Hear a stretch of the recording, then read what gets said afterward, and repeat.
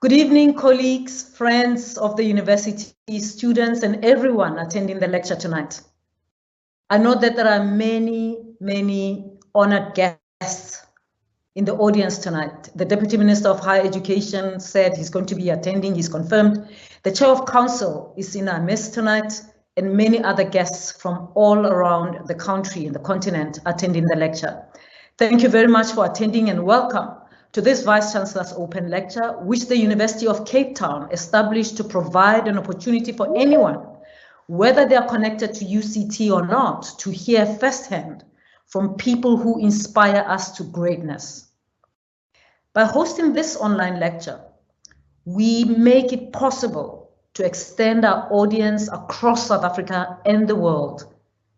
Being online offers us the opportunity to hear firsthand from modern thinkers and commentators such as tonight's speaker, Nigerian writer Chimamanda Ngozi Adichie.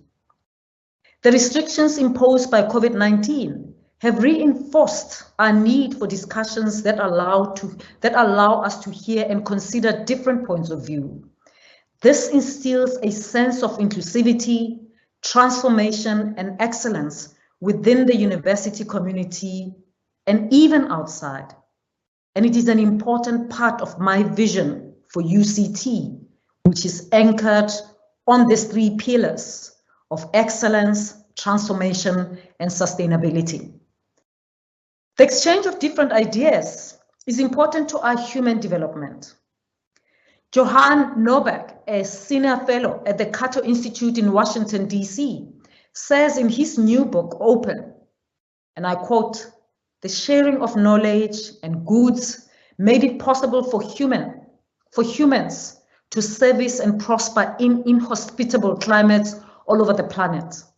This gave rise to science, which is built on exchange, criticism, comparison, and accumulation of knowledge, and to technology, which is the application of science to solve practical problems," close quote.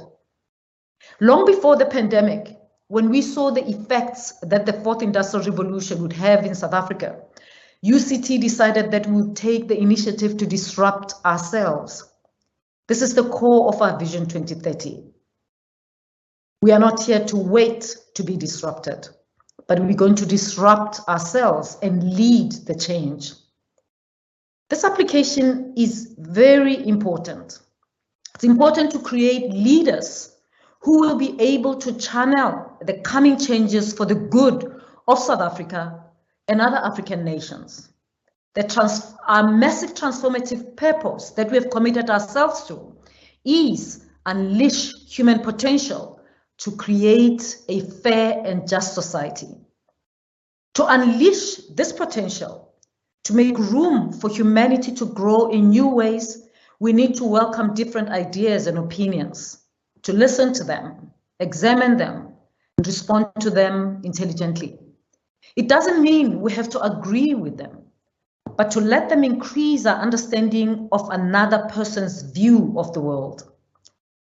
As tonight's speaker said to the Chatham House London conference 3 years ago, and I quote, "We need to conceive of a world in which the idea of difference is just different, rather than something necessarily better or worse.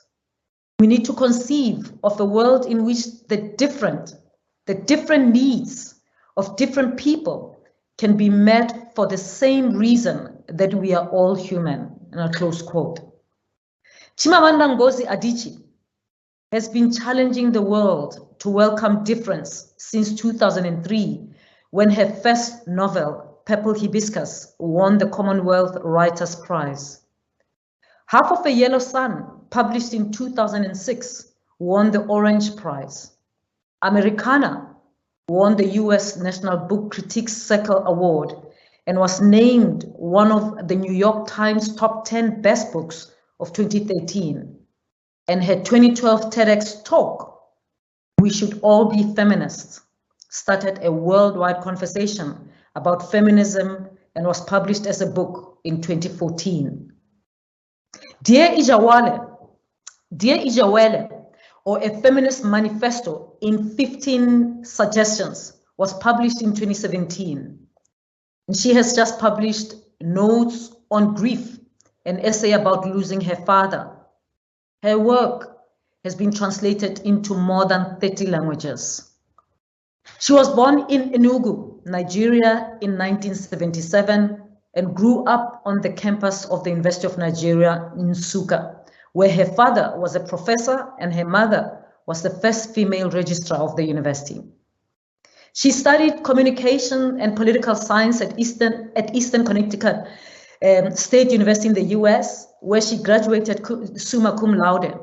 She has a master's degree in creative writing from Johns Hopkins University and a master's of arts degree in African history from Yale University. She was awarded fellowships at Princeton University and at Radcliffe Institute of Harvard University, as well as MacArthur Fellowship. She has received numerous honorary doctorate degrees from prestigious institutions in the USA and the UK. She was named one of Time magazine's 100 most influential people in the world in 2015. In 2017, Fortune magazine named her one of the world's 50 greatest leaders. She's a member of both the American Academy of Arts and Letters and the American Academy of Arts and Sciences. Tonight, she will speak to us on the idolatry of theory, a defense of storytelling. Chimamanda, we are so glad that you accepted our invitation. We're having a first today. More than 5,000 people confirmed attendance of your lecture. The VC's lecture has been running for many years, and it's the first time that we have such a large number of people who will join the lecture as we go along. Thank you so much. I welcome you this evening, and we look forward to hearing from you. Over to you now. Thank you very much, Professor Mamoheti Paking. Thank you for this invitation. I'm very happy to be giving this lecture. Thank you to everyone who's signed on. I think of my politics, at least my emotional politics, as fiercely Pan-African. I believe that the best measure for whether we care about something is how quick and how natural our instinct to protect that thing is. And when it comes to the entire continent of Africa, my visceral sense of protectiveness is very high. I care deeply about this continent. We are different, and yet we are similar. Our histories have battered us and emboldened us in different ways. I long for a day when intra-African trade will eclipse all others, when intra-African travel will be easy and effortless, whenever that happens. And I also long for a time when we jettison all of the colonial fault lines that we have inherited. And so because of that, I'm particularly happy to be giving this lecture today, which I have titled The Idolatry of Theory in Defense of Storytelling. So some years ago, I was at a small gathering with some women talking about sexism, the stock examples of sexism, how women in the West are paid less, how male violence against women is an epidemic everywhere in the world today. One of the women then said that based on her own experience, it was women who had most let her down. She told stories of a woman who lied to her boss about her, a woman who was much harder on her than on her male colleague, a woman who did not promote her, a woman who resented her for being beautiful. Sometimes, she said, women are their own worst enemies. Now, the rest of us immediately said, no, don't say that. You cannot say that. We did not engage with what she said. We silenced her. My voice was one of the loudest in that silencing. But even as I silenced her, I was asking myself why her words made me so uncomfortable. She had told her story. And if we value personal experience, and we should, then based on the examples she gave us, it was indeed true that her experience of sexism had been perpetrated by women. I told myself that she was victim blaming, but I suspected even then that we were silencing her because her experience and her conclusion complicated our accepted theory. Our theory was that sexism was what men did to women. And she had chosen to highlight something that complicated the simplicity of that theory. Thinking of that experience, I began to see that in many of the debates we have about our world, we're often afraid to run afoul of theory, when in fact, we should be afraid to run afoul of truth. Now, of course, theory is important. There is no denying the huge impact that Marxism, for example, has had in the world. Although I often think of a friend once telling me, without culture, Marxism is just economics. All due respect to the economists. In academia, postcolonial theory was indispensable in broadening the narrowly Western canon taught in literature programs around the world. And this was good for everyone because it broadened the knowledge base. Theory gives us a framework to think about the world, but we should not give it primacy because when we do, we start to walk backwards. We go from theory to life. We start with theory and we try to make life fit our theory. We try to make the messy complicatedness of life fit into the neat and tidy confines of theory. And when life doesn't fit perfectly, we silence those bits that stick out. We pretend they're not there. We look away because we must preserve the sanctity of theory. And so we give to theory an exaggerated and uncritical reverence, which is why I think of it as a kind of idolatry. If we allow ourselves to be guided too closely by theory, we will end up being blinded by theory.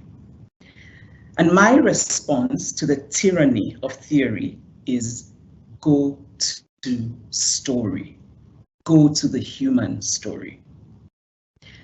So this is a good place to pause and ask, what is the point of all this anyway? Why does it matter whether we focus on theory or on storytelling? The point is what I will call maximum joy. The point is to change the world, to create the greatest possible opportunities for joy for the greatest possible number of people in the world. And it brings to mind a line I love by the poet Mary Oliver. Tell me, what is it you plan to do with your one wild and precious life? And so with maximum joy as the goal, we must deal with the world as it is, rather than as we wish it were, because that is the only way to make real change. And it is storytelling that enables us to deal with the world in all of its glorious and complicated messiness. Because life is messy. It is not so much that we should discard theory, but that we should acknowledge its limitations. I come, as we all do, with my own biases. I'm a fiction writer, a teller of stories. Literature is my one true love. Literature is my religion. It is literature that shapes the lenses with which I look at the world. Human stories sustain me. I read stories for consolation. I read to feel less alone in the world. I read in the pursuit of knowledge. I read simply to know. And I have come from experience to believe deeply in the power of storytelling, because it is storytelling that enables real human empathy, real human connection. It is storytelling that creates truth and beauty, that makes truth and beauty possible, that fosters truth and beauty. And what is life without truth and beauty? A barren exercise. By beauty, I mean all of those things that occasion in us human beings feelings of appreciation and pleasure and gratitude. The poet Adam Zagajewski writes that beauty isn't only for aesthetes. Beauty is for anyone who seeks a serious road. It is a summons, a promise, if not of happiness, as Stendhal hoped, then of a great and endless journey. And what do I mean by truth? I like to make a distinction between truth and fact. Truth has a certain emotional resonance, a certain emotional heft that fact does not. I knew the basic facts of Nigerian history when I first read Chinua Achebe's Things Fall Apart and Arrow of God. But it was those novels that made me realize that while I may very well know the facts, I did not really know the truths. Bloodless words like pacification and amalgamation and indirect rule were the facts, but the truths were in the human stories. The story of a respected man being flogged publicly by agents of the British colonial government. The story of an Igbo priest, once resplendent in his pride and his stubbornness, now reduced to sitting on a cold prison floor because he had dared to reject an offer from a British district officer. And in images such as these, I learned a great truth, which the history books said nothing about: the loss of dignity. And this loss of dignity illuminates so much about our history, about our present, about our social psychology, even about our politics. And still on the subject of Chinua Achebe, in his essay, Traveling White, he writes about a librarian who, at a lecture at the University of California, told him what he described as a curious story. Named Wolfgang Seidler, whose name I'm probably calling. Now, this judge, the president of the highest constitutional court in Germany, had just accepted an offer to move to Namibia and become a consultant to the Namibian regime. Then a friend gave him Chinua Achebe's novel, Things Fall Apart. After he read it, he promptly and dramatically changed his mind. He said he would no longer move to Namibia because he could not lend his great abilities to an apartheid system that dehumanized Africans. And Chinua Achebe concludes the story by wondering why a man so accomplished needed a novel to make him see this. I mean, did this man not read newspapers? But my sense is that the judge knew only the facts of Africa. And in reading Achebe's novel, he was able to see the truths. And it was the truths that propelled him to act. Storytelling reminds us that we are not a collection of logical bones and flesh. We are emotional beings. Dignity and love matter as much as bread and water.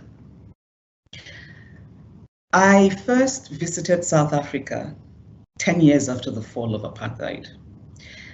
And it felt to me as though the past was not yet past, but that there was a concerted and collective resolve to turn away from this truth. South Africans of all races spoke to me of what they called the Rainbow Nation. I did not entirely trust this optimism, well choreographed as it was. It felt to me a little too easy.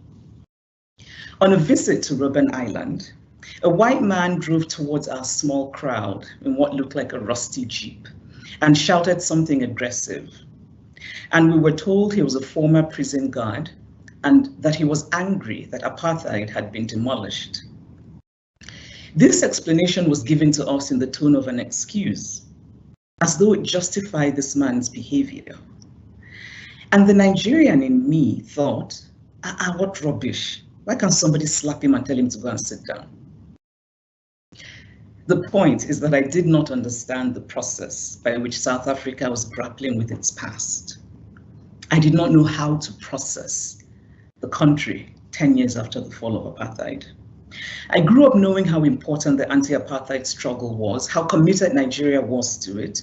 I knew South African academics who had fled to Nigeria. I knew that Nigeria had supported the struggle. I read books about South Africa. I listened to my parents and their friends castigate all of the foreign countries that refused to censor apartheid South Africa. And as a Nigerian, I was familiar with the ability of a state to systematically brutalize its citizens. Nigeria, after all, had military dictatorships. But it was in many ways an equal opportunity assault for Nigerians. Even the rich were often not spared, such as when the Nigerian head of state imprisoned wealthy bank owners. But South African apartheid, in which a deliberately dehumanizing form of brutality was singularly focused on Black people because they were Black, was foreign, horrifyingly foreign. From the books I read about South Africa, certain images became recurring motifs in my imagination. The murdered child in the Soweto uprising, the Black man being asked for his pass, the dutiful Black maid in the white home.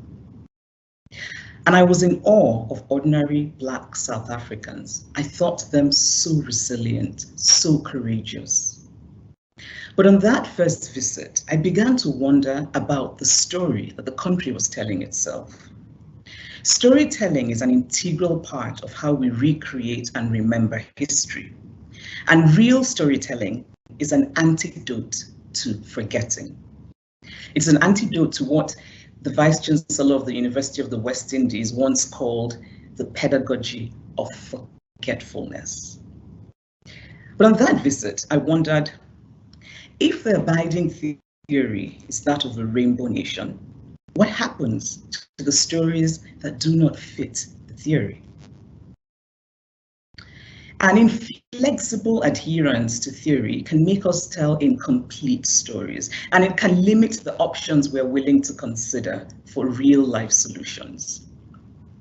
Now, take the relationship between capitalism and many social justice movements, for example.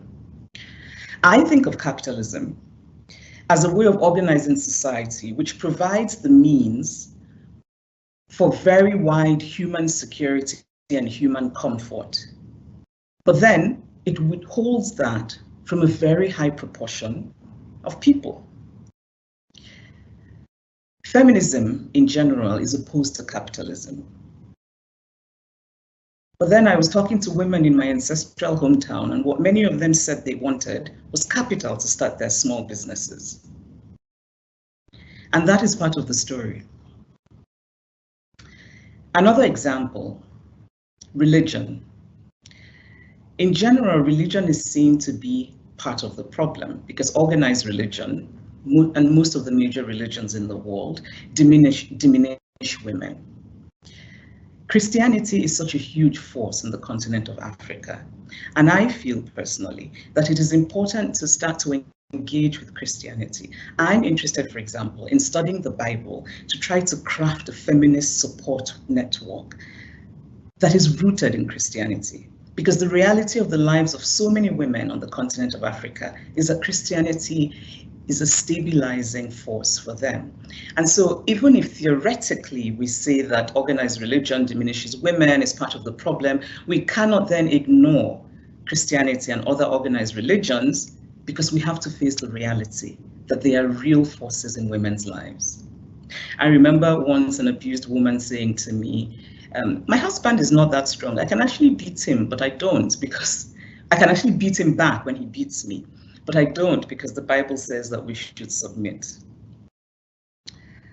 I once spoke about my relationship to a word that is very often used in liberal circles, privilege. I spoke about being Black and female, two groups that are not privileged in the world. But I also spoke about having class privilege, a consequence of being born into a relatively privileged academic family in southeastern Nigeria, a consequence of getting a good education. And I spoke about how I have class guilt, how I'm acutely aware of the things I enjoy that I have not really earned, things that come to me because of the accident of my birth. And I spoke finally about how I still enjoy those perks and privileges, even if guiltily. An academic friend of mine was horrified, a dear, lovely woman. She said it was good that I had admitted to feeling guilty, and good that I wanted a world where everyone could have the same privileges. But then she asked, how can you say you enjoy your privileges? Because I do, I said. And I think it's important to be honest about these things, and it helps. Honesty helps in the difficult and important conversation about dismantling privilege or about extending privilege. Now, this academic's question betrays, I think, a longing for a certain kind of perfection. We know that humans are not perfect by the very virtue of being human, and yet we demand perfection of people. As a storyteller, I do not trade in perfection. I cannot trade in perfection. I do not trust perfection. I do not believe in perfection. If humans were perfect, stories would not exist, because it is our flaws and our imperfections that lend texture to the stories we tell. It is impossible to have a true story that is flat and that has no texture. So in other words, it is our imperfection that makes truth possible. So much injustice that has happened in our world has its roots in the dehumanization of different groups of people. Slavery was possible because people who traded in enslaved people dehumanized them. Colonialism was possible because the groups that were colonized were dehumanized by their colonizers. The Holocaust was possible because Hitler's horribly dehumanizing exercise of Jews. How we relate to people who are different from us, people who we might never get to see, who we might never get to have a personal interaction with, is very much shaped by the stories we consume of those people, by how those people are portrayed in media and in storytelling. And it seems to me increasingly that because we are unfamiliar with the stories of one another, we are then unfamiliar with one another. A friend of mine, a man from Western Europe, once told me that he had bought Michelle Obama's memoir, Becoming, as gifts for all of his women friends. So why only your women friends? I asked him. Why not your male friends? And he looked slightly taken aback. And Michelle Obama's memoir is a compulsively readable and gorgeously honest book, and one that I think many men would benefit from reading. Now, this friend of mine is a good man, a kind man, a man who believes in equality. But to him, the stories of women belong to another universe, the universe of women.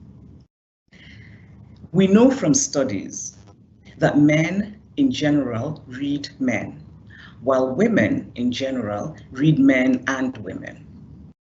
So women are familiar with men's stories, which in some ways is why we live in a world where the idea of men as universal, and not just universal, but neutral, the idea of men as universal and neutral thrives.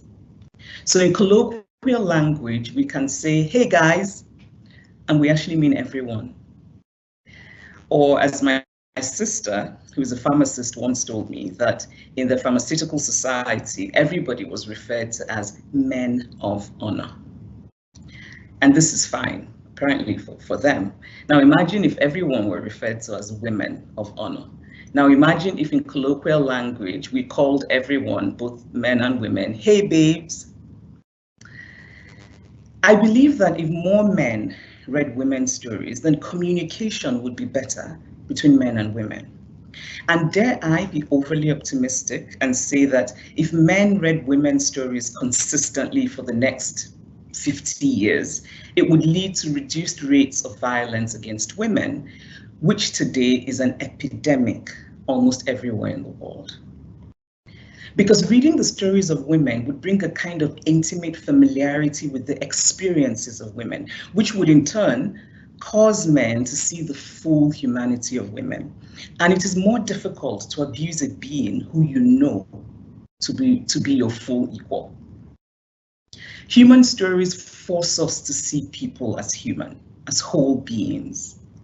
The writer Colum McCann puts it wonderfully when he says, when we read other stories, we become alive in bodies that are not our own. At the height of the Me Too movement, I was surprised by the many men who expressed complete shock at the stories that women were telling. Men I know personally, men who believe, who espouse ideas of gender equality, men who would tell you in a heartbeat that they believe that men and women were equal, they were genuinely shocked. I remember a man asking me, but surely this kind of thing doesn't happen that often. And I said, actually it does happen. Almost every woman I know has a story of some kind of violation, some kind of assault. Another man said how shocked he was to learn that for many women, smiling and laughing was a response to discomfort, and how predators usually take advantage of that. But the reason that so many men were shocked, I realized, was because they were not familiar with women's stories. The Me Too movement was in fact a storytelling movement.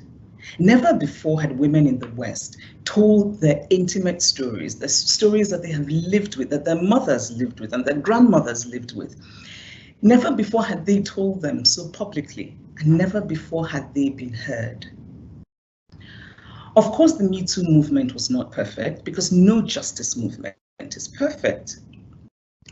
But because of the avalanche of stories, it forced the world, at least the Western world, to sit up and take notice and to act. In the same way, I feel very strongly that if stories of the experiences of Black people in America were common and familiar and ubiquitous, then the conversations about reparations, for example, would not be so freighted with the accusations of, why do they want that? Slavery was so long ago and that sort of thing. Or even expressions like white supremacy, which I recently read someone say was a bit melodramatic. Now, this sort of thing would not happen if we were intimately familiar with the stories of what Black people in America have experienced. And I do not mean by this the stories of slavery. I mean the stories after slavery, the stories of 20 years ago, the ways in which the American government consistently and consciously deprived people of their rights because of the color of their skin. So in thinking about theory, we can get too caught up, for example, in repeating such things as race is a social construction, which it is, but we can get too caught up in repeating that we then ignore the real life consequences of race. It is in fact a social construction, but it has real life consequences for people's lived lives. And in the same way, it's easy to get caught up in what I like to call the caprices of postmodernism, or to get caught up in repeating different ideas based on what Judith Butler calls regulatory fictions of different identities. Now, because Western feminism is the most documented feminism, and by this I mean that throughout human history, there have been women in different parts of the world who have resisted the ways in which the society has tried to constrain them. But as a movement, it is Western feminism that has been most documented. And because of that, it seems easy to assume that because it is the most documented feminist movement, that it is the only feminist movement. And so, again, in thinking about theory and how theory can sometimes stifle our lived reality, I see people talking about first wave and second wave in countries in Africa. I think it doesn't fit because, in fact, in some ways, it is the reverse. My grandmother, my great-grandmother, when her contemporaries in the UK were considered property, my great-grandmother was property owning in Igbo land. And so it is important in thinking about theory and storytelling not to use tropes from theories that do not apply to the realities with which we are engaging. And it then makes me think about that perhaps that academic propensity to problematize things should perhaps remain academic exercises. Because when we start off with a small set of assumptions, you've already built in for yourself a smaller than necessary box, and you sometimes are unable to see the full thing. Another example, a personal example for me, is my experience with postcolonial theory in literature. So whenever I do public events about my work, and when it's time for questions, I find that the questions that invariably interest me the least are the questions that I can tell are coming from students who are fresh from their postcolonial theory in literature class. And it's difficult to engage with those questions because they come from hard walls of theory, and the answers, you can tell, that are expected to come from the same hard walls of this theory. And so I feel constrained and unable to talk about hope and love and dreaming. Those things are the core of creativity. Instead, I'm being asked whether a character in my book represents the end of colonialism, and whether somehow my style says something about the voice of the voiceless in post-colonial Africa. But the one question that I cannot bear is the question about language and writing in English. I cannot tell you how many times there's always a student, earnest and well-meaning, who will ask me, why do you write in English? And didn't Ngugi wa Thiong'o talk about writing in English as a way of our minds being colonized? And the reason that that question is very troubling to me is because it's a question that does not even see the reality of contemporary Africa. It is not merely that English is Nigeria's official language. It is not merely that English is the only language in which educated Nigerians are equipped to write. But it is also a question that is unable to grapple with ideas of what we value and what we find aspirational in our society. I happen to be able to write and read Igbo fairly well, but this is not common. And it is not common because the social psychology of our world is one in which we do not give value to our languages. And so until we engage with that, until we grapple with that, we cannot then think about literature and writing only through the very narrow lens of this sort of post-colonial idea of what Ngugi wa Thiong'o, who I have great love and admiration for, said about language. I also think of English as mine. English is mine. And in some ways, I think my ownership of English is an act of defiant anti-imperialism. It is a strange thing to occupy a nation, to occupy a people, to impose a language on them, to make it the language of politics, the language of education, the language of progress, really. And then when the people learn that language, to suddenly say to them, actually, it's not really yours. And so my response to that is, it is mine. I have a friend who is in an ostensibly equal marriage. She and her husband work. Both of them are progressive. But she does most of the childcare and the cooking, and she handles the children's school arrangements and vacation arrangements. And I think this is true for most heterosexual middle-class couples. Now, my friend said once that her husband didn't know where the children's socks were kept, and that when she realized this, that it angered her greatly. But she also said that when her husband tried to do the housework, she sometimes felt either uncomfortable or overly grateful, and she didn't think he did it well anyway. And so often she would say, "Don't worry about it, I'll do it," and then she would become resentful. How do we account for the insidious and lingering effects of female socialization? How do we account for the ways in which societal conditioning hold women back? And so when we say that for equality to be real, it is not just that women have to make advances in the workplace, it is also that men have to make advances in the domestic space. But in talking about the reasons that this has not happened, of course we can and should talk about the unwillingness of men.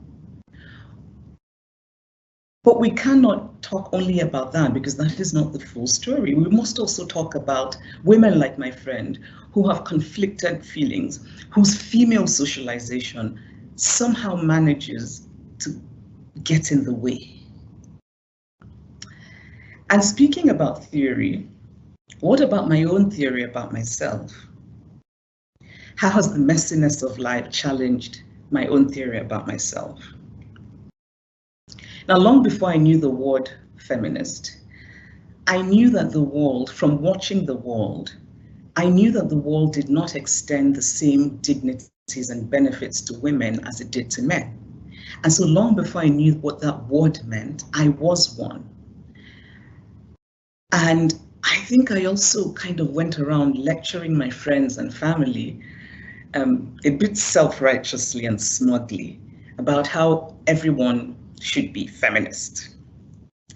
And so one day, my best friend Uju had gone to see a doctor, and Uju and I, like most of my Igbo friends and family, speak a mix of two languages, often at the same time.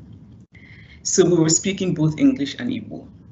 And in Igbo, Igbo pronouns are gender neutral. So it's the word "o" is used for both men and women. And so Uju said in Igbo that the doctor, she used the pronoun "o," had said so and so to her. And I then, in responding to that, said to her, "So when did he say that you have to come back?" I thought the doctor was a man. And Uju burst out laughing because the doctor was in fact a woman. And I, of course, hid my face in shame because here I was lecturing people and thinking that I knew it all about feminism. But even I had absorbed this very basic, simple idea of a sexist world, which is the automatic assumption that people in positions of power are men. Or, as that wonderful, brilliant woman Mary Beard put it, power is coded male. And so I had bought into it unconsciously. And so in some ways, the rejection of, or the widening of the narrow strictures of theory is an ongoing exercise. It never really ends. It's an ongoing exercise of unlearning, of resisting, of dreaming for better, for maximum joy.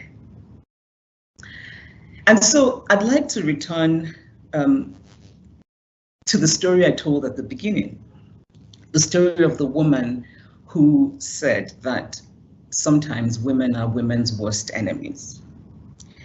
We talk often about sexism and we see it as something that men do to women, but that is not the full story. And so I think it is important to remember that it is not so much that we live in a male-dominated culture, as it is that we also live in a male-appeasing culture. And so women themselves participate in this culture in ways that do not necessarily benefit women. And why does it matter? Why is it important to acknowledge this reality? Because it helps in coming up with real world solutions. Because then we start to see that just because a woman is, for example, at the top position in an organization, does not mean that that organization is automatically free of sexism. We live in a world that is misogynistic. I think of it as misogyny being a colorless, odorless gas that's sort of floating in the air that we all inhale, men and women. And so to the woman who said, sometimes women are their own worst enemies, perhaps what I should have said instead of silencing her is, maybe patriarchy is women's worst enemy. But really, what is patriarchy anyway? And what is misogyny? I find myself increasingly resistant to words that I consider jargon. And theory and jargon often go together. And I think it is important to demystify jargon, to defang it, because by doing so, we democratize the idea that it is trying to communicate. And again, the goal is maximum joy. If more people understand these ideas, then there's a greater possibility of making a change in the real world. And so what is misogyny? Instead of defining misogyny, I like to think of stories that illustrate misogyny. For example, in terms of misogyny that women participate in, I remember once reading about a sex crimes prosecutor in the US who said that she preferred to have men rather than women in the jury in rape cases because she said women were often harder on female victims. In general, women are socialized to distrust one another. There is, of course, normal human competition, normal human taking to and not taking to others. And then there is the poison of female socialization. And to combat sexism is to actively engage in a process of unlearning that socialization. I remember as well reading about political candidates who are women, and in particular Hillary Clinton in the US, and how it was in fact women who were intensely demanding of virtuous behavior, not just from Clinton, but from other women candidates. And a researcher who, after the election, asked middle-class white women why they had not voted for Clinton, said, these women said that the media had been so absolutely positive in assuring them that Clinton would win, and so they decided not to vote for her. And so what we read from this is that as long as Clinton was not thought of as a winner, they would not vote for her. I'm sorry, that Clinton being thought of as a winner was a reason for them not to vote for her. And it brings to mind ideas of women and power. We live in a world where both men and women do not like powerful women, are uncomfortable with powerful women, because the idea of a powerful woman, or even an ambitious woman, an openly ambitious woman, goes against all of the ingrained stereotypes that we have about our world. It goes against the idea of how things should be. Because again, in the words of Mary Beard, we live in a world where power is coded male. And so both men and women react to power in women in a way that is negative. And in talking about this, I'm not suggesting a kind of magical sisterhood. I'm not suggesting, for example, that women must all love one another. I can tell you about some women who I do not like at all. But the point is to constantly look inward and to question ourselves about whether a reaction to a woman would be the same if she were not a woman. I remember reading somewhere a woman had been told, oh, you shouldn't compare your situation with men's. And I thought, but how then can we diagnose injustice? We cannot diagnose injustice unless we compare.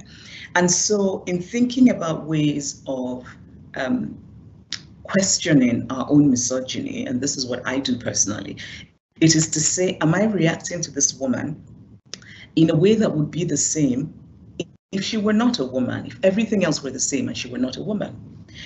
And this brings to mind the ways in which we judge the same behavior differently depending on whether that behavior is being exhibited by a man or by a woman. And so, for example, we say for the same behavior that a man is confident, but then when it's a woman, we say she's arrogant. Or for the same behavior, we say that a man shows authority, but for a woman, we say that she's annoying or that she's a ball breaker. I'd like to end, yes, I think I've maybe gone too far. I'd like to end by talking about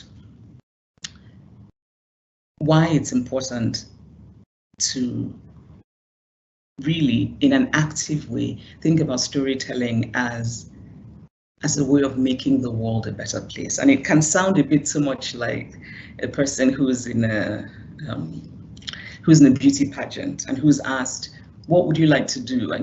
And the beauty pageant participant says, oh, I want to make the world a better place.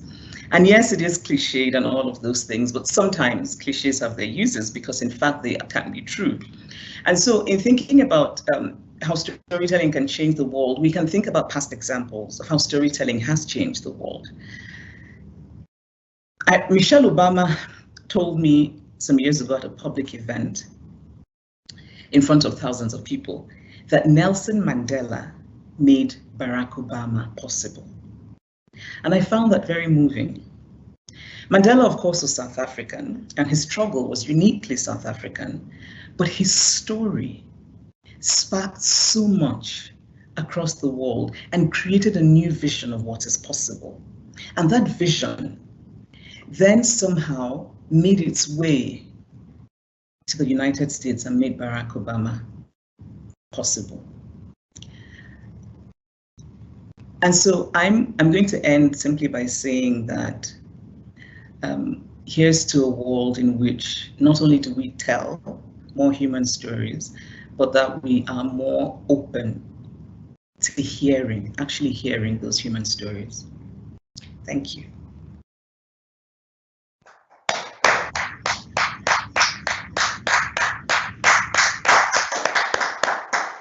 Thank you very much, Chimamanda. There's been so many questions, and I know that we are over time, but I'm going to ask people to be patient with us so that you can take some of the questions that have come through. I have to say, everyone, there's comments and questions, and there's been drop mic moments, aha moments, jumping up moments where people are sharing who they are listening to the lecture with, their friends, children, and so on. So thank you very much for inspiring, challenging, and making us think in this way. I'm just going to take them in the way they came. Mwinji says, I find it very beautiful how much yourself you are and how dynamic you and your views seem to be. How can one learn to embrace complexity in themselves and others, do you think? I want to guess and say stories, but who knows? So how does one, how can one learn to embrace complexity in themselves and others, do you think? Who knows indeed? I think that, no, I think really it's, one thing I like to say is two things I like to say is be kind to yourself. And this is something I'm trying to learn. So it's easy for me to sit here and pontificate. I don't always practice it. But I think being kind to oneself, by which I mean, I think increasingly we live in a world where we think we have to have all the answers right away. We have to have it all tidy, and we really don't. We really don't. And whether or not one accepts complexity, the reality is complexity is our condition as human beings. And it seems to me that one of the ways to do it is just to sort of sit back and let oneself be. I believe in life as a project of not so much betterment as kind of progress. I'm always looking to, I want to do better, know better. But at the same time, I don't want perfection. And so I think that maybe one way to think about accepting complexity in ourselves and in others is to reject the idea of perfection. And related to that, the idea of purity. It seems to me kind of a useful way to think about it. Right. Koketo says, without culture, and I think she's quoting you, without culture, Marxism is just economics. Can you elaborate for us? No, that was a quote from someone. That was not me. I just thought it was funny because I think it was somebody who clearly isn't a fan of Marxism, being a bit snide. And because I enjoy, when people make fun of people, I thought I would throw that in just to rile the economists up a bit. All right. Okay. Good evening, great queen. Should we expect more books from you? Are you working on anything right now? I'm a superstitious Igbo woman, so I will not tell you. Okay. Who are your favorite writers, and what is your advice on writing for young writers, academics, or academics in the audience right now? Oh, my favorite writers. There's so many. Every time I'm asked, I blank out. But I can tell you, what am I reading? I'm reading this. There's a Revolution Outside My Love. I'm also reading this lovely book of poems by Mina Alexander, and I'm reading this book called Formation. There's so many writers I love. I like to talk about Elizabeth Hardwick because there's something about Elizabeth Hardwick's novel Sleepless Nights that just gives me a kind of courage. Obviously, I love Chinua Achebe. I deeply love Ama Ataidu. Wole Soyinka is important to me. There's so many writers I love. For people who want to write, I think for academics, what I would say is try for more clarity, please. Especially because you're so, I feel like academics have such knowledge that we desperately need in the world. And sometimes it seems that because, and in some ways it's not the fault of academics, it's the fault of a system that encourages academics to write for academics and to write for a very narrow audience, which often means kind of very jargon-filled writing that it's about, sort of fighting about little changes and tiny bits of theory. And then they're so full of knowledge that I think the world could use if only the writing were clearer. So by clearer, I mean just more lucid, more limpid. So that's what I would say to academics. We need you, please share your knowledge with us in a way that is accessible. And for people starting out, especially for wanting to write for young people, it's honesty. And I say that because it's easy to self-censor when you start to write. It's easy to think about who's going to read you, and you start censoring, sometimes even unconsciously. And so when I teach writing, I like to say to young writers, do not think about, especially for us Africans, do not think about your parents, your uncles, your aunts, your cousins, do not think about them because you're going to self-censor. And if you're writing and you get to a part that you're feeling uncomfortable, that's it. That's what you really should write. That is where you do not stop. Wow, that's good advice. I'm curious about the notion of storytelling as theorizing. If we understand theory in its epistemic function as a capacity that facilitates sense-making, that is moving from the ontic to the ontological predicated on how we navigate the world. That's the question from someone. It's a bracket, it's a question. They're curious about that theory as storytelling as theorizing. Do you want to say anything about that? No, because I was hoping I would not get this question. I kind of, because when I was thinking about this, I remember thinking, I swear to God, I'm going to have somebody who's going to ask me about theorizing storytelling. I do not know how to do that, and I do not know the answer to that. All right. Nkosana Sibui says, my question is, in what way could literature be used or abused to shape human experience under the nuances of the contemporary COVID-19 pandemic? That's two things. So how can literature be used to? Be used or abused. Yeah. Shape human experience under the nuances of the contemporary COVID-19 pandemic? I don't think I quite understand that. I guess. Or can it be at all? So how can we, I mean, obviously stories can be abused. And so in advocating for storytelling, my position is not that once we label something a story, then somehow automatically we give it primacy and it becomes the most important thing.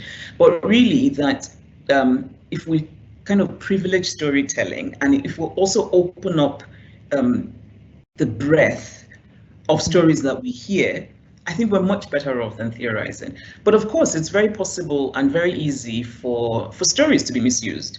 In thinking about the pandemic, I was just reading a piece about the person who's been spreading a lot of misinformation about COVID in the US, who's making a lot of money doing it. So, you know, misusing stories is a thing, but at the same time, I think that, and I suppose because I like to be optimistic about this kind of thing, is that I think the people who are intelligent and reasonable are far greater in number than those who are not. And so invariably, I think the misuse of literature will be checked by those who know better. Great.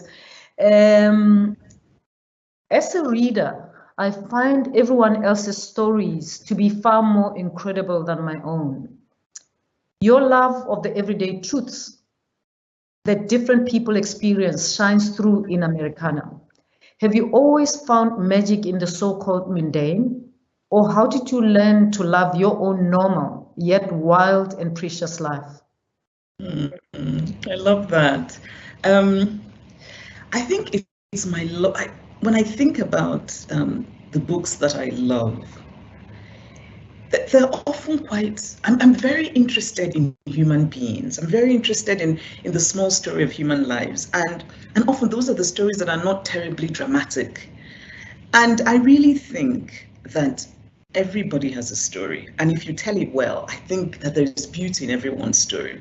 And we don't really need fireworks to make stories interesting. And I'm going to actually challenge this person who asked the question, and I'm going to say, you think, but you're not actually sure, because have you written your own story and has somebody else read it to know that in fact all the other stories you read are more interesting than yours? In general, I'll tell you something, which is, as a writer, obviously I meet a lot of people who tell me, oh, you know, I want to write. And my experience has been that the people who tell me my life story is wonderful, I think you will love it, I have to tell you the story so you can write about it.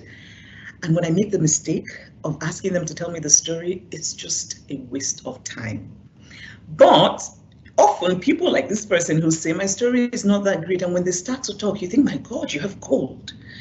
And so really, it's just it's something to keep in mind. Okay. How do you think we should deal with writing the other? Should we only write what we know and from our lived experiences, or is there joy and value in writing that which we do not know? Can we write from a perspective that is not our own? And does this feed into some sort of discrimination? Well, as a creative person, I'm a very keen believer in people writing whatever they want to write. I do not believe in somehow saying to an artist or a creative person, you cannot go there. But at the same time, we live in a world that is shaped by power. And so my feeling is you can write about the other, but when it involves power relationships, you have to get it right. You have to do more work. And by that, I mean, I spoke earlier about women being familiar with men's stories in a way that men are not with women's stories, simply because of the way that our world is structured. And so I think for a man to write a woman would require more work on the part of the man, because in some ways he's heading into unfamiliar territory, and territory that is not only unfamiliar, but is shaped by power. I think the same is true with race, so that it is not so much that white people cannot write the Black character. It's that they really need to do the work to get it right, because Black people have had to live in a world that is shaped by whiteness in a way that white people have not had to live in a world shaped by Blackness. And so there's a power difference. And in telling a story and writing a character, you have to keep that in mind. But at the same time, the examples of people who have done it and done it well, and the examples of people who have done it and done it atrociously. I like to, Dave Eggers wrote a book called What is the What? About Valentino Achak, I think, who's Sudanese. And Dave Eggers is a white American.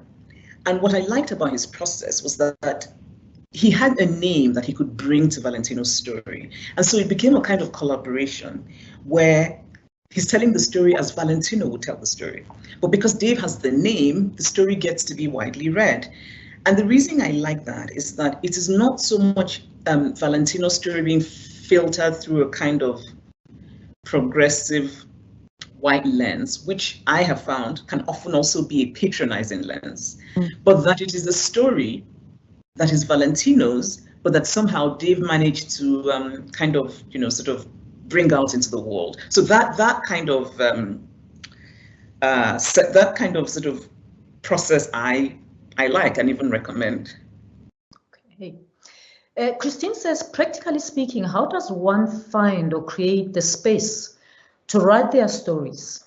As an African woman in a white male-dominated STEM field, feeling unable or unwelcome to share my personal perspective is silencing. I feel like the hardest part of storytelling is getting people to listen. Yeah, I think that's true in a sense. But I also think, and this is what I'm going to say to the woman who asked the question, you have to be a pioneer, and in some ways you have to be a sacrificial lamb, by which I mean it's not going to be easy, but you have to tell your story so that our daughters will find it easier to tell theirs. And yes, I think it's hard to get people to listen, but I also think that when a story is told well, you might be surprised at the people you get to listen. I remember when I was working on my first novel, Purple Hibiscus, which was set in Nigeria, in small town Nigeria, and which had bits of Igbo in it. And I was trying to get a publisher. And at first, people were saying to me, nobody will ever publish that in America. Americans don't know where Nigeria is. They don't care. And most of all, you're writing about the small town. Then you have bits of an African language in your book. But I persevered. I just kept trying.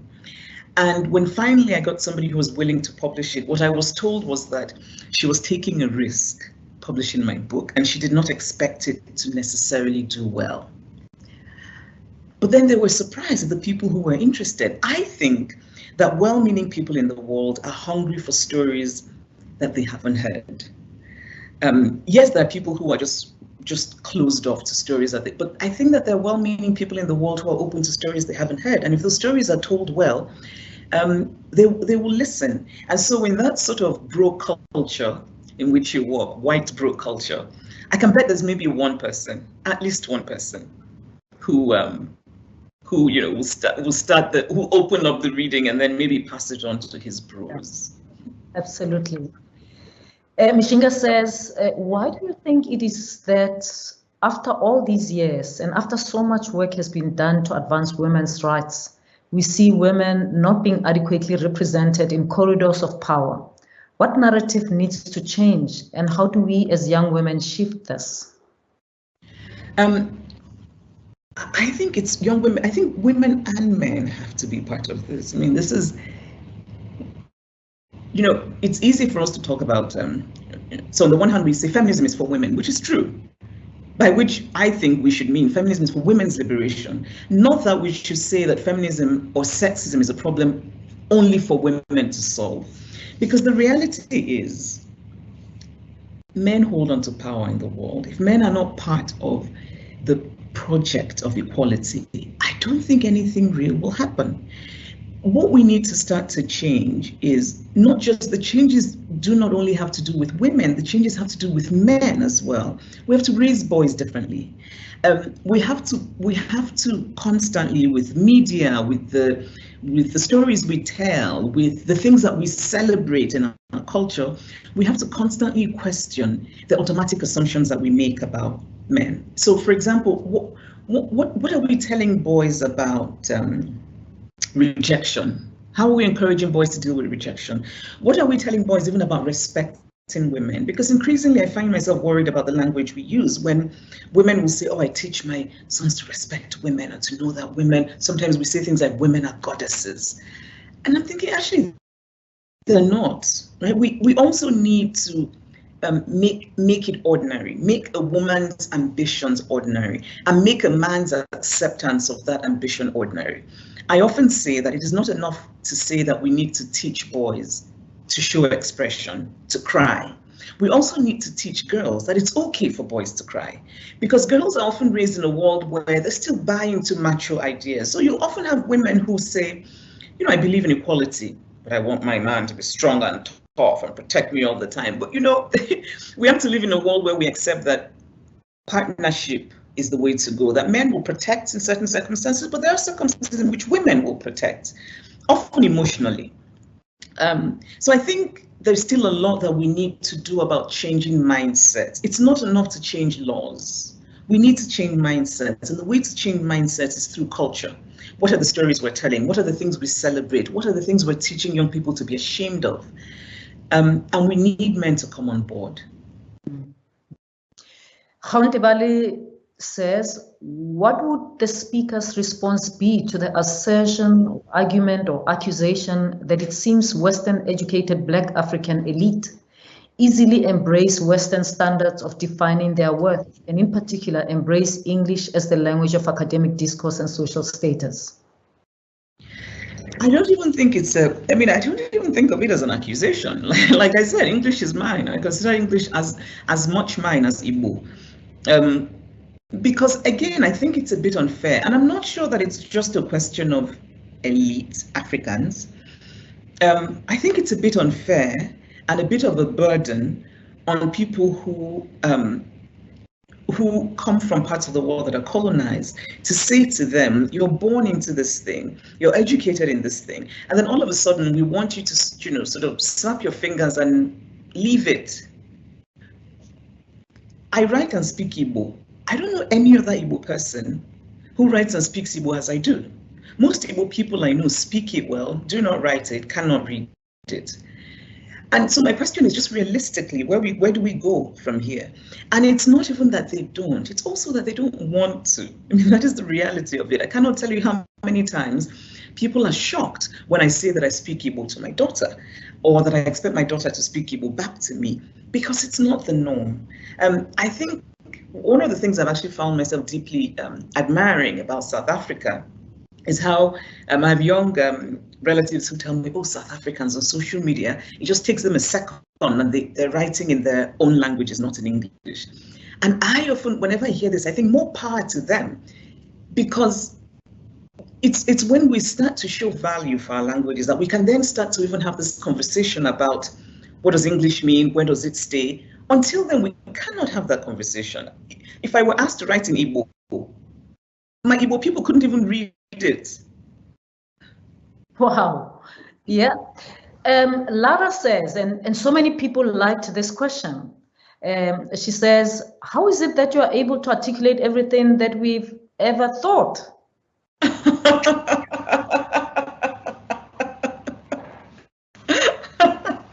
That's actually very good.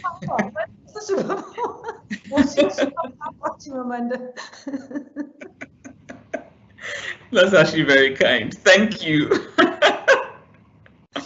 And then Zanella, I'm from the spirit world, from the Igbo spirit world. That's a good one. That's a good one.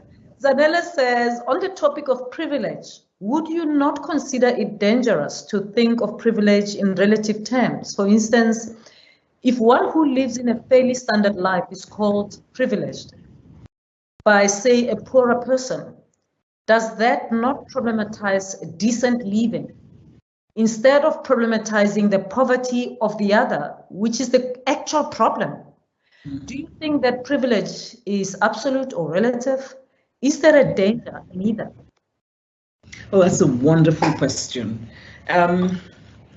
I really think, and these are things that I'm thinking about. Well, I think of privilege as relative in general, because it would have to be. Otherwise, again, in some ways, like diagnosing injustice, we need a certain kind of comparison. Privilege, so I do think of it as relative, but at the same time, there's a kind of, I think that in liberal, sort of Western, and maybe I should say educated, liberal conversations, privilege, we've started to make a fetish of privilege. And that kind of makes me a bit uncomfortable, which is to say, and this person who asked the question put it really well, which is the problem is not so much privilege as it is poverty, right? And people who don't have access and who don't have opportunity. And often it feels to me that the conversation gets stuck at that point of dismantle privilege, and it doesn't go further. So while I would say, but I don't even know that I would necessarily say that somebody living sort of a decent life is privileged. When I talk about my own privilege in terms of class, it's because I recognize that for the average Nigerian, I occupy a position in which I have things that I haven't really earned. So, but those things I kind of like. I like them. And why do I feel guilty? I feel guilty because I wish more people had them. Right? And so really, I'm not sure I can sort of have a conclusive response to whether I can see why some people would think of privilege not in relative terms, because we then get into this really, the slope can get very slippery very fast, where at some point even just that a person can have one meal a day becomes privileged because there are people who cannot, when in fact that doesn't make sense, right? But if anything, maybe it's a question of looking at everything case by case, that when we talk about privilege, that we need to think about it always in context, always case by case, and always keeping in mind that that the conversation has to go further than just a kind of repetitive, destroy privilege, privilege is bad. And often, quite frankly, a lot of the people who have these conversations are themselves in incredible positions of privilege. But also privilege is not static. At one level I'm privileged, there's another time when I'm not so privileged. Yeah, of course. I often talk about, being Black and being a woman, those are not privileged positions in the world. And they also often shape the way that even the privileged position manifests itself in the world. So I like to joke and say to my family that because I'm Black and female, sometimes I'm at the airport and I am rather happily walking to the fancy first class line, and somebody invariably is telling me, should you really be here? And the reason they're telling me that is not because it's because they've looked at me and I'm Black and I'm female and I just don't fit, even though I have that class privilege. So yes, of course, and I think maybe that's also why thinking about it in not just in relative terms, but like you said, in fluid terms, in shifting terms. All right. I want us to draw to the end. So I'm going to take 3 last questions, but we've had about 400 questions. So I'm really selecting some that I think are interesting. There's Koketo says, feminism is general. She's quoting you or someone else. I think it's you. Feminism is general. Feminism in general is opposed to capitalism. Can you elaborate on that? Yes, because so sort of Western, the kind of feminism that is familiar and contemporary is supposed to be opposed to capitalism. So, and often it's seen as a premise that one doesn't question. And and in some ways, many justice movements, there's a very strong strain of anti-capitalist sentiment in them. And I think with good reason. But at the same time, for me, increasingly, I find it limiting, having spent so much time in my ancestral hometown this past few weeks and just really interested in women's stories and just talking to women and realizing that, so on the one hand, we can have these conversations about capitalism and the ideas of capitalism, but you go down to what I might call the ambitious grassroots. And these women want capital. They want you to give them capital because they want to start a hair salon, they want to open a kiosk, they want to start selling cloth in the market. And so I think for me, it then becomes a question of, while theoretically, we can start off with the premise of capitalism somehow not being compatible with feminism, but actually in reality, sometimes the tools of capitalism can in fact be the gateway for women to achieving their full potential. I'm going to ask this question from Edwin. There's a few people who are asking this kind of question, and he captures it sort of succinctly in a beautiful way. He says, Edwin Daba says, "Hello, Miss Adichie. I love your work, and you're probably my favorite author. In the same way that the European judge knew the facts of Africa, but only knew the truths when reading Chinua Achebe, you feel that your knowledge of the facts of gender gives you the insight to opine on the truths of the identities of trans women? Do you feel that the knowledge of the facts of gender gives you the insight to opine on the truths of identities of trans women? Secondly, do you feel that you are using your power responsibly given the remarks you have made at the Abantu Book Festival on the Facebook page and on BBC Channel 4 interview, and reminding the world and trans women of the facts of the differences between trans women and cis women instead of the truth of their shared womanhood?" I had to ask this question. There's about 5 people who asked some questions. Yeah. I wish I could sort of have a conversation with this person, because the question I would ask is, why is it read as an irresponsible use of power to acknowledge the differences?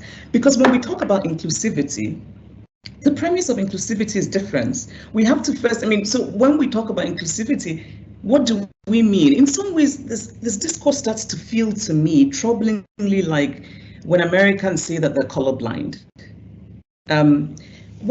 Because I think also there's an impulse on the left, the political left, to wish away difference, because difference is often the cause of oppression. There's an impulse on the left to deal with that by somehow pretending that that difference does not exist. And it just feels to me very dishonest. So I feel very strongly, for example, that every transgender person in the world should have full supported healthcare, for example, for whatever they need, gender affirmation surgery, whatever. In countries that have sort of nationalized healthcare, I think that should be fully part of it. I think they should never be bullied. I think they should, they're full citizens like everyone. In the US, this horrible thing where the former president, who I don't like to name, decided that trans people shouldn't be in the military, I just thought was ridiculous. And so those are questions of rights that I fully and completely support. But I think that when we're talking about, and this idea that somehow, I think this questioner says that I think I know everything about gender, therefore I actually don't know everything about gender, I can tell you that. But I do know quite a bit about what it means to be a woman in the world. I know quite a bit about what it means to be a woman born female in the world. And I've also read quite a bit. And so in acknowledging the differences, why can we not see difference as difference rather than better or worse? Why can we not, in intellectual debates on the left, resist that urge to create a hierarchy of oppression? Why can we not, why can we not face the sort of the complex and complicated reality of things and be inclusive? Because we cannot talk about inclusivity if we don't even question the premise of inclusivity, which is that there are differences. Thank you very much, Chimamanda. Last question. If you could write, this one is from Tebogo the Dreamer. It says, if you could write one last story, what would the title of the story be and who would you dedicate it to? Whoa, one last story before I die? I'm hopefully not ready to die. But really, who would I dedicate it? Maybe I can talk about what I'm kind of working on. No, it would be really to my parents, to the memory of my parents. There's so much I want to write about. I'm very interested in pre-colonial West Africa, and I've been reading quite a bit about it because I kind of want to understand how we came to be where we are, and not just, so there's so much that one knows about the colonial period, but I'm interested in, sort of 1840s Igbo land. I'm interested in, and so I'm thinking that's something I'm I would like to do. But I'm also very interested in sex. And I say this, I mean, by which I mean, well, I hope most people are, but no, what I mean is in young people and how they, and I come to it from a very feminist perspective, which is, how do young people get to know and learn about sex? Where do they get to know and learn about sex? And the reason I think this is important is that I think it shapes a lot of how young people's relationships happen, how young women think of themselves, even how young men think of themselves. So increasingly, I'm interested in writing about how are we teaching young people about sex, and obviously sex also as not just this sort of social phenomenon, but also really as this intimate act that in the best of ways can be about just deep human connection, but often is about many other things. Wow. And I would dedicate that to nobody.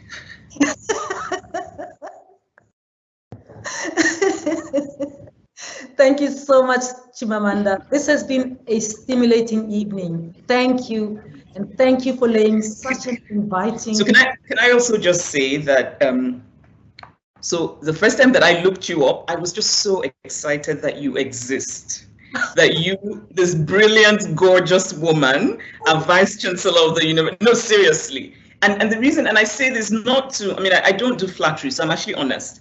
It's because I think that people like you being there, you represent hope. So my daughter will look at you, and what she's seeing is what is possible. And for that, really, I thank you. Thank you. Chimamanda, you see, you're messing up my story. I had already told my children and everyone else that I've been talking to that you and I are like this, same WhatsApp, we know each other. Now you just told the world that you see, oh, please. We can fix that. We have to fix that. We have to fix that.